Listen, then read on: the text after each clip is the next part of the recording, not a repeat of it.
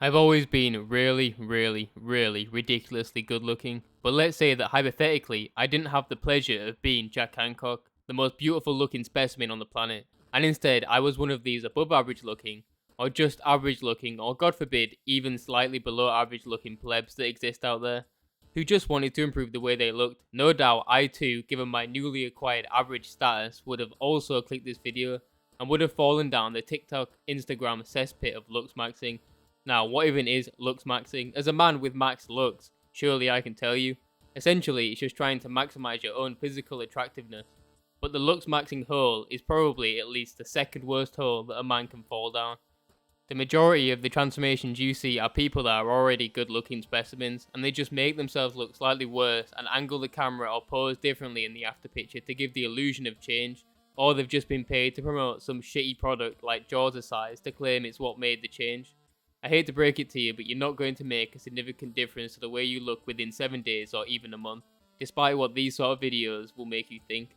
The best thing you can do in a short time is literally just get a haircut and have a shower, or maybe if you're old and have a weak jawline, you can try and manifest a beard to cover up your lacking facial features. But you can only polish a turd so many times. But you can take that turd, compress it and mold it into an absolute peak version of yourself, not by trying these random online tricks, but simply by losing weight and becoming fit. If you are fat and ugly, you are probably just fat, which is causing you to be ugly. Now, if you lose the fat and are still ugly, well then that's just a genetic issue, and take it up with your parents. But at least you will be less ugly than you were, and with a potential six-pack to distract you from how ugly you actually are. Nonetheless, it will be a significant improvement over where you're at.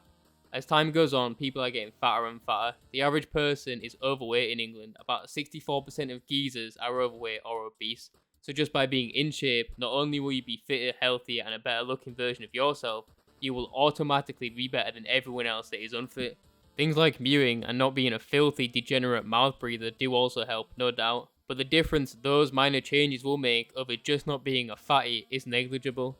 Like if you told a 400-pound obese person to start mewing or breathing through their nose instead of their mouth, not only would you see no difference, they would probably just die in their sleep.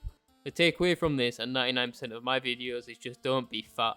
Pretty simple. And stop comparing yourself to the top 1% of specimens that you see online. And never ever compare yourself to me because you'll never come close. Nobody!